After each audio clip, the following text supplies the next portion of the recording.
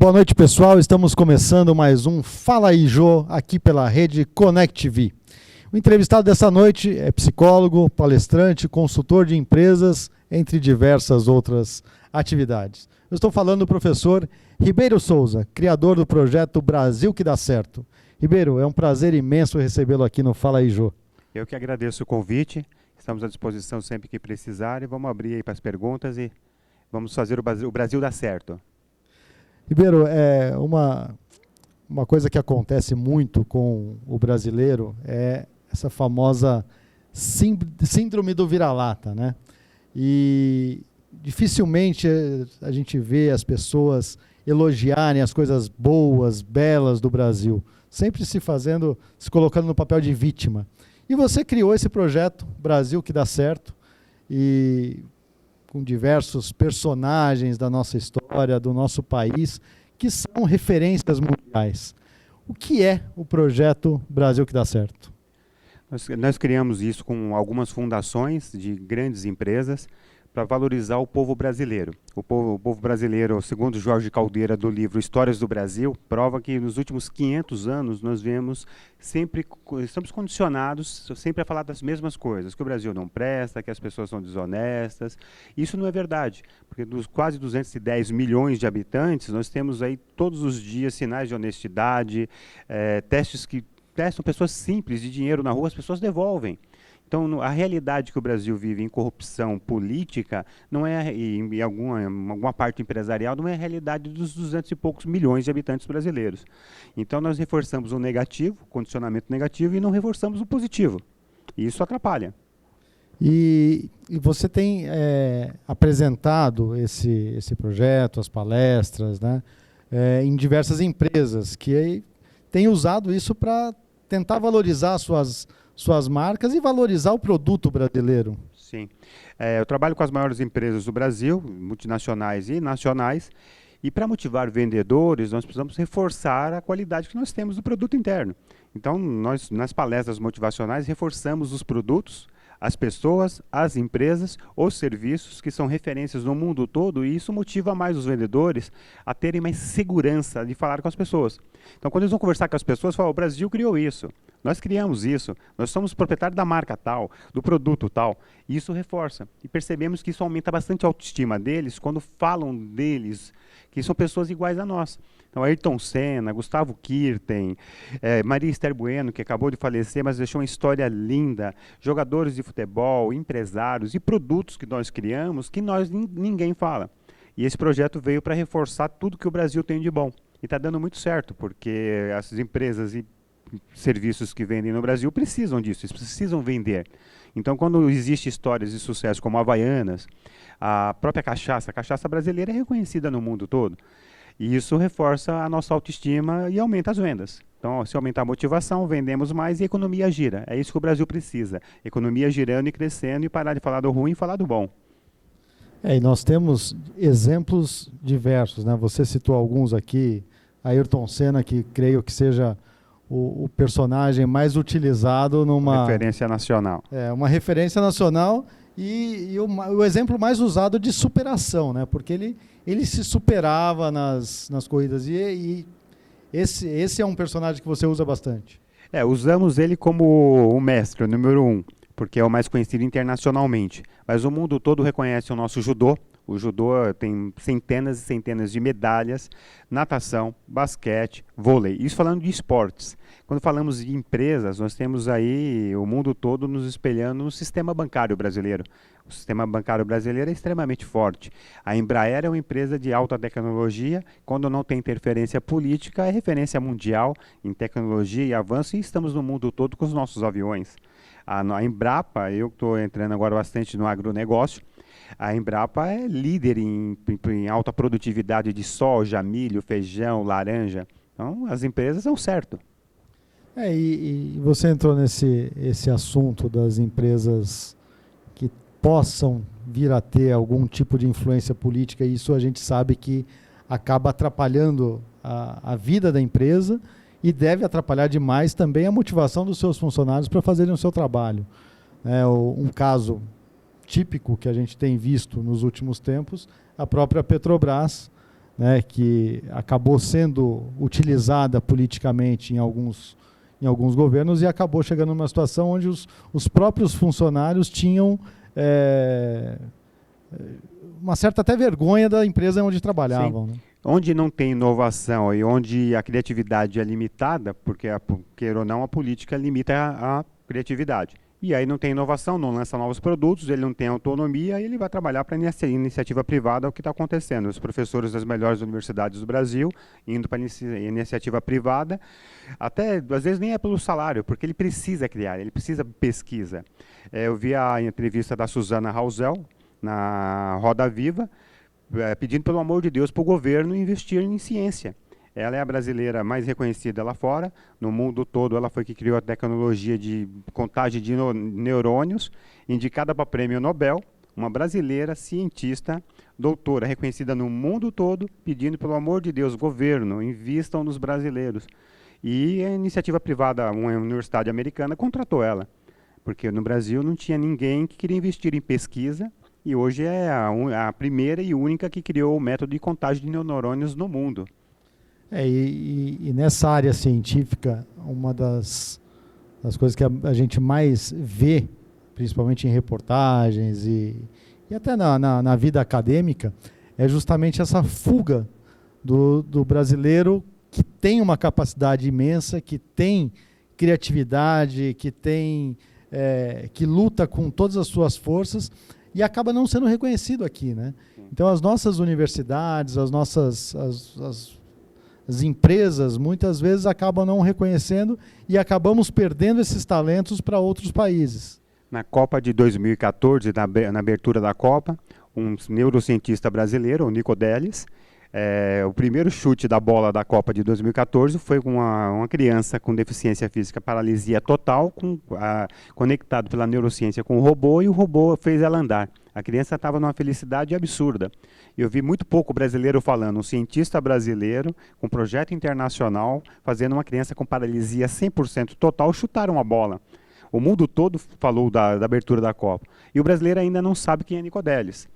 Nós temos outros cientistas aí nós temos cientistas, professores de Harvard, do MIT, professor de física brasileiro, Marcelo Gleiser, e centenas de outros brasileiros. Nós temos, outro dia fiz uma palestra com o Marcos Pontes, que é um astronauta brasileiro, selecionado de centenas de astronautas de toda a América Latina, e ele foi escolhido por competência, currículo, teste físico e conhecimento. Nós temos um astronauta e não valorizamos. E aí você colocou dois exemplos, né? Em relação à Copa passada, a abertura teve esse caso maravilhoso e a gente via somente as pessoas criticando a cantora que fez a abertura pela roupa que ela usava. E em relação ao Marcos Pontes, é o nosso astronauta, uma pessoa maravilhosa, com toda a qualidade, e que também é criticado porque falam que ele foi para o espaço para plantar feijãozinho. Né? Então, realmente essa síndrome do brasileiro Essa síndrome de vira-lata, de reforçar o ruim, isso nos atrapalha, porque isso faz com que o mundo todo pense que o Brasil é um país de segunda. E o Brasil no mundo todo, hoje nós somos o segundo maior mercado de jatos particulares, de helicópteros, de Ferrari. O segundo maior lugar no mundo que vende Ferrari é o Brasil. Então o Brasil tem um potencial incrível de venda, de pessoas com capital para poder investir, e a gente continua falando do que dá errado, em vez de reforçar Embrapa, soja, laranja, milho, nossas terras, não temos furacão, não temos terremoto, nós temos desde o campo, a praia, a caatinga, nós temos todos os meios para produzir tudo. E você que é psicólogo, explica melhor que a gente esse fato. Existe a lei da atração também, né? Então, a pessoa que acaba só enaltecendo as qualidades ruins, acaba atraindo também a coisa ruim para ela. Né? O Jung, no texto Inconsciente Coletivo, fala sobre isso. Então, a lei da atração é prática, isso funciona. Se você ficar o tempo todo só em notícias ruins, reforçando notícia ruim, condicionando coisa ruim, é o que vai acontecer. Por isso que os programas sensacionalistas dão mais ibope, porque as pessoas parecem que se sentem atraídas por notícia ruim. E deveria ser o contrário. Porque muitas televisões não fazem programas positivos porque não dá audiência. Então o ser humano brasileiro, principalmente o brasileiro, tem que mudar a concepção. A realidade tem que ser outra. Nós temos que mudar os paradigmas. E verificamos que as pessoas e empresas que fazem isso, que mudam o foco, têm mais resultado. São pessoas que se formam, as empresas que crescem, as pessoas... A Cacau Show é um exemplo disso. Ela quebrou barreira, ela quebrou paradigma. O Alexandre Costa é um exemplo de superação que com quase 20 anos, 20 anos não é nada para o mundo. E há 20 anos atrás vendia trufa de porta em porta e hoje é a maior chocolateria do mundo. E é um brasileiro com uma fábrica em Itapevi. Então ele é um case que pensou positivo, acreditou, superou barreiras, saiu do negativo e está colhendo os resultados hoje. E tinha inclusive a meta, né? Porque ele se colocou aquela meta de superar a barreira das 1.000 lojas inicialmente e com isso ele foi. É a maior do mundo, a maior chocolateria do mundo. Como a Boticário é a maior perfumaria do mundo. E os exemplos brasileiros são diversos. São diversos. Né?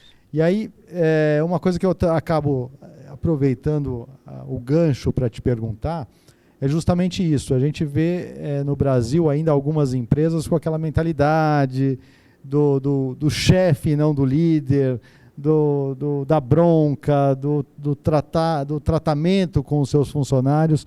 E tudo isso também acaba levando a essa baixa autoestima das próprias pessoas, né? Sim. Aí eu posso citar o livro O Monge Executivo, que ele fala sobre o líder servidor. Quem quer prestar serviço hoje no mundo todo é assim, no Brasil as melhores têm essa linha. Tem que se dispor a servir. Então, as empresas que estão prontas para servir e os líderes que estão prontos para servir, eles têm melhores resultados. É prático isso em pequenas empresas, grandes negócios, empresas que quebram barreiras, são vendidas para o mundo todo, empresas de tecnologia, startups. O líder ele é um líder servidor em vez de um chefe das antigas. O chefe manda, o subordinado obedece, sem criatividade. O líder... arrasta os liderados, e os liderados, ele dá autonomia para os liderados. E aí a empresa cresce, porque todo mundo está no mesmo barco, todo mundo rema junto, nós somos responsáveis pelos resultados e pelos prejuízos também. E aí eu vou te perguntar assim, como psicólogo, né? Esse pensamento negativista do brasileiro, ele atrapalha a evolução do nosso país, o crescimento? Atrapalha bastante, é um dos causadores principais.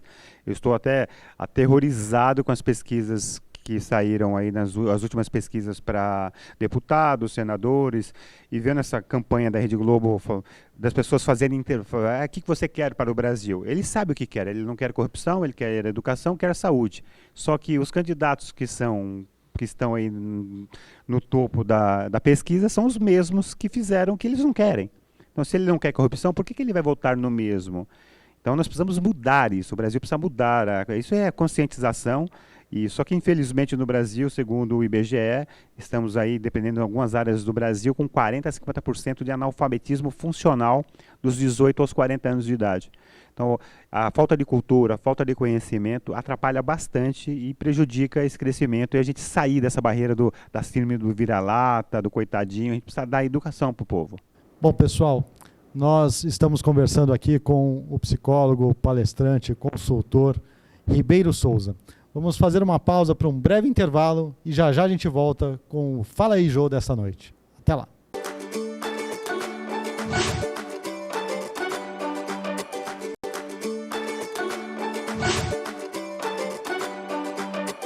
Voltamos com o Fala aí, Jô, dessa noite com o psicólogo, consultor, palestrante Ribeiro Souza. Ribeiro, nós estávamos falando aqui do Brasil que dá certo, no outro bloco e tal, e você trabalha muito com empresas, com motivação nas empresas, do pessoal, de funcionários e tal. Tem sido difícil hoje, com essa nova geração, criar algo que os motive? Talvez difícil não, é falta de hábito. O que as empresas estão fazendo com a falta de mão de obra é criar a universidade corporativa. Então, hoje temos aí as maiores empresas do Brasil possuem universidades corporativas que formam os próprios colaboradores. Então, ele quer um excelente atendimento ao cliente. Ele tem um curso de excelência no atendimento ao cliente. Eu preciso de bons vendedores, bons engenheiros, bons pós-vendas. Ele cria os cursos internos e a universidade corporativa foi a solução que o mercado, que as empresas encontraram de formar as pessoas. E aí, automaticamente, essa pessoa tem meritocracia, ela é promovida, ela cresce, incentiva ela a estudar. Foi a única ferramenta que o mercado encontrou para formar os próprios profissionais, porque as escolas em si, técnicas, faculdades, a formação é muito superficial. Hoje saem engenheiros de grandes faculdades sem ter aquele conhecimento realmente profundo. E as universidades corporativas e as empresas finalizam a formação com conhecimento interno deles que já está preparado. Isso foi a saída que as empresas encontraram no Brasil. E me diz uma coisa, tem sido difícil trabalhar com essa juventude hoje que vai em busca de Geração neném? Essa geração, alguns falam geração mimimi, outros a geração 4.0, alguns enaltecendo, outros criticando, mas nós temos visto também que eles procuram muito mais o bem-estar, a qualidade de vida do que até o próprio sucesso profissional. Então, às vezes, ele troca uma empresa onde ele ganha um bom salário, onde ele tem uma certa... simplesmente porque na outra ele vai trabalhar perto da praia, etc. Ou então, uma outra característica que a gente vê em outro tipo de profissional, jovem também, é que ele chega numa empresa e ele acha que a experiência não é o importante. Então, outro dia mesmo nós estávamos conversando com um professor aqui, o professor José Rui, e ele falava, né, que a gente tem pessoas que chegam numa empresa e o gerente, o diretor, já está lá há 15, 20, 30 anos, se formou numa faculdade mediana e hoje o jovem lá, trainee, que estuda na faculdade mais bem conceituada, e que não se conforma de ser um trainee, tendo uma pessoa que, valorizando apenas o nome de uma faculdade e não toda a experiência que o profissional possa ter adquirido durante a sua vida profissional. É difícil lidar com isso? Bastante. Hoje tem a geração neném, que nem estuda nem trabalha, mas os que estudam, que têm boa formação, o mundo mudou, nós estamos no século XXI e a geração 4.0 eles também mudaram. Eu sou do tempo que eu trabalhei na Cobrasma em Osasco, que as pessoas entravam e se aposentavam na empresa antes da empresa fechar em 94. E aí a gente tem esse hábito ainda de pensar que as pessoas são leais e fiéis às empresas. Hoje isso não existe mais. O jovem está mais preocupado com as suas próprias ambições, com os seus próprios resultados, mas eles produzem. Mesmo sendo de boas universidades e tendo esse conflito de gerações, que tem a geração Y, a geração Z, e dá conflito mesmo, porque as pessoas têm hábitos diferentes, costumes diferentes, e o que nós precisamos ter é a convergência. Eles são produtivos, mas não têm lealdade. Isso a gente não pode cobrar deles, vão ficar 10, 15, 20 anos. Eles vão ficar enquanto estiverem aprendendo e estiverem colhendo frutos. E a empresa tem que se preparar para isso, criar programas de meritocracia, de bonificação, para segurar os melhores talentos. É o que as grandes estão se adaptando, criando programas internos de segurarem esses talentos. Esses jovens voam muito rápido, segurarem o máximo possível, usar a criatividade e ensinar eles com a universidade corporativa para que eles fiquem. E algumas empresas estão tendo muito sucesso, elas conseguem segurar essa galera, que gosta de voar bastante. E a gente tem visto hoje, como você falou, né, pessoas que acabam entrando no mercado de trabalho apenas quando terminam a faculdade, coisa que há 15, 20, 30 anos atrás era praticamente inviável de se pensar, né, de um jovem entrar no mercado de trabalho com 22, 25 anos. Quer dizer, se a gente for considerar aí até essa nova política de aposentadoria, realmente ele vai se aposentar lá para cima, mas com o mesmo tempo de trabalhar serviço, até a morte, para dizer a verdade. O Brasil e o mundo está vivendo algo bem diferente. Nos Estados Unidos agora, essa semana, saiu uma matéria internacional que os pais tiveram que entrar com ação para expulsar o filho de casa com 30 anos. Porque ele não trabalhava, não estudava, e os pais se comprometeram ainda com ele e pagaram o aluguel, mas ele tinha que sair de casa, e ele não quis sair de casa. Então, hoje nós vemos normalmente pessoas de 28 a 38 anos morando com os pais, porque a realidade mudou, o mundo mudou bastante. Mas eles são produtivos. Nós precisamos de engenheiros, precisamos de médicos, precisamos de advogados. É outra realidade, mas o mundo precisa dessas pessoas e dessas profissões. Só mudou um pouco a realidade.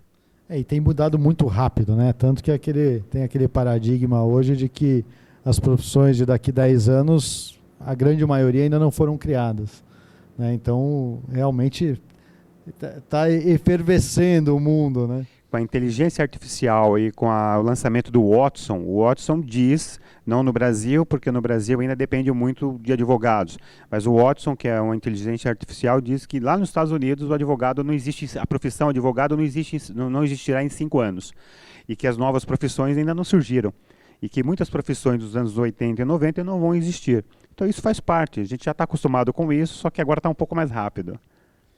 E deixa eu te falar, você tem feito diversas palestras, como a gente já falou aqui, nas empresas, organizações, e uma delas tem como tema, se eu soubesse.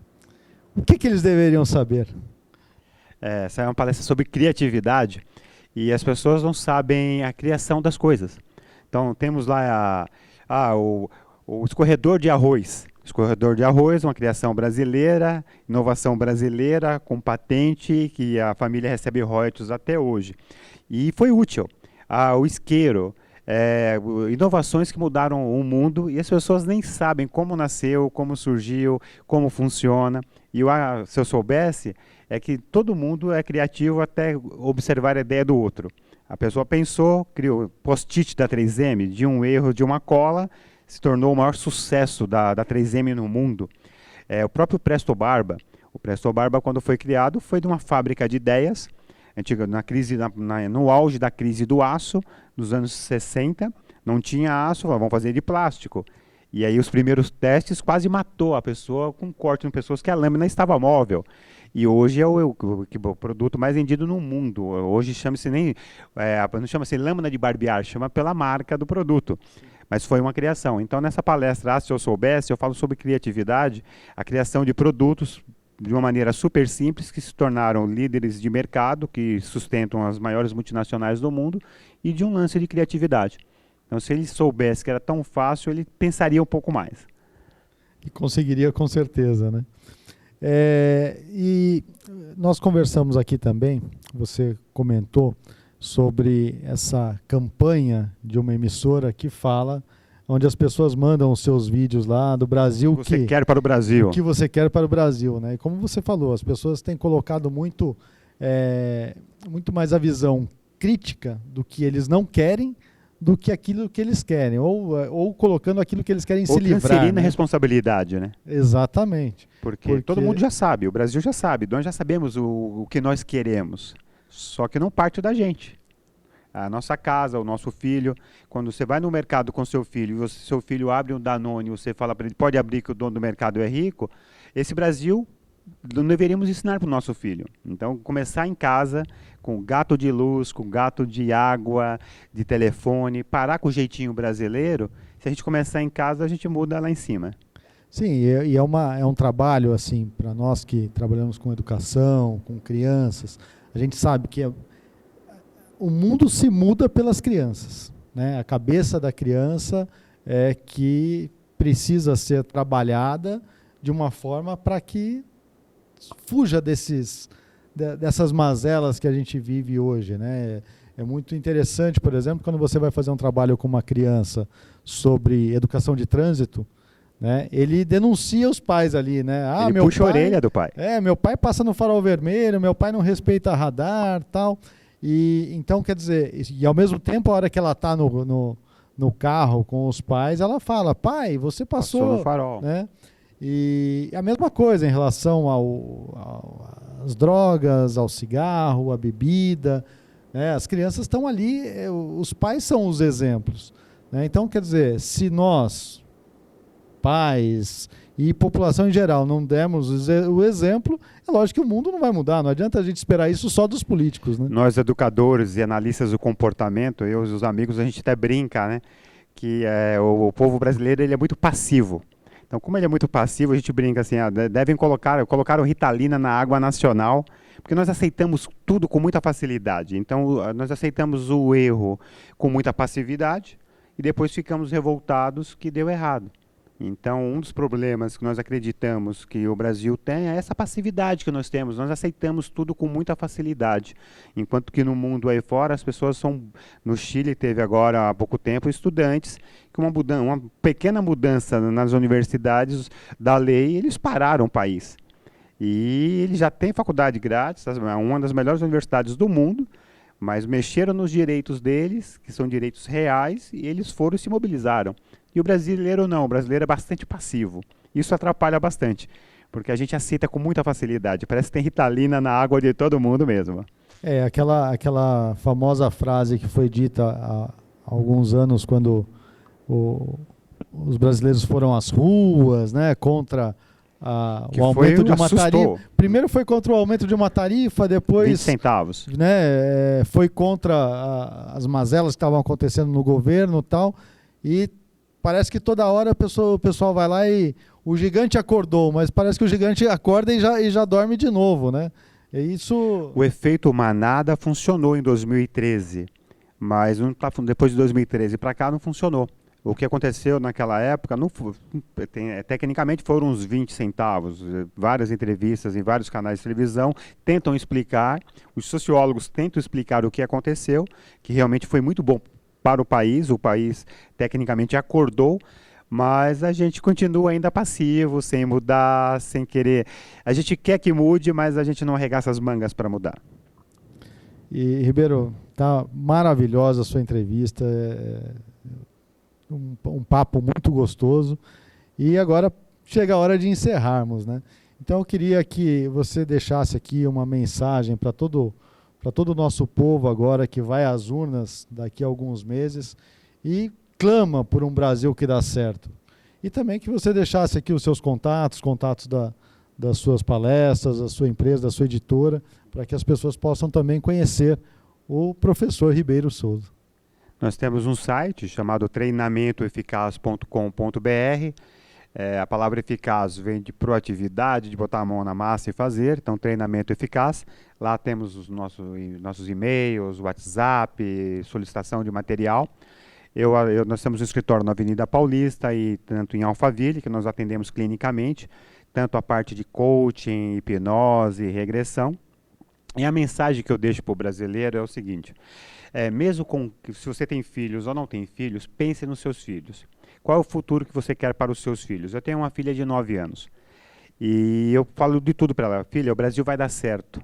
Eu tenho que passar a mensagem para ela que o Brasil é bom, que as pessoas são boas, que vai dar certo e que o país é fantástico. Porque não seria justo, eu imagino, se eu fosse criança, meu pai falasse só coisas negativas para mim, que o Brasil não presta, que o povo não presta, que as pessoas são desonestas. Eu ia crescer totalmente desestruturado, sem base. Então, se você acha justo realmente que quer um Brasil melhor, vamos começar pelas nossas crianças, sobrinhos, filhos, acreditar mais no Brasil, incentivar mais, motivar mais, deixar a criatividade fluir, que vai dar certo. É só mudar o jeito de criar as nossas crianças. Não é justo com as crianças que não sabem se defender, receber tanta coisa negativa dos pais inconscientemente. Então, sermos mais conscientes e falar para o Brasil, vote certo, escolha as pessoas certas, mostrar o certo e o errado. Certo é errado em qualquer lugar. Bom, pessoal, o que é bom dura pouco. Eu entrevistei essa noite o psicólogo, consultor, palestrante, professor Ribeiro Souza, a quem eu agradeço imensamente a participação aqui no nosso programa dessa noite. E antes de encerrar o programa de hoje, eu quero fazer aqui uma homenagem a uma pessoa que nos últimos 5 anos se reinventou e virou um Papai Noel profissional, que amava o que fazia, amava brincar com as crianças, andava sempre com seus bolsos cheios de bala. Nós perdemos essa semana o seu Marculino Cacais, o pai do nosso querido diretor Marcos Cacais, o nosso querido Papai Noel churrasqueiro, a quem eu dedico esse programa e rendo as minhas homenagens pelo seu jeito doce, que cativava as crianças e encantou meu filho caçula com seu delicioso espetinho de coração. Desejo a todos uma boa noite e a semana que vem a gente volta com mais um Fala aí, Jô, aqui pela Rede Connect TV. Até lá.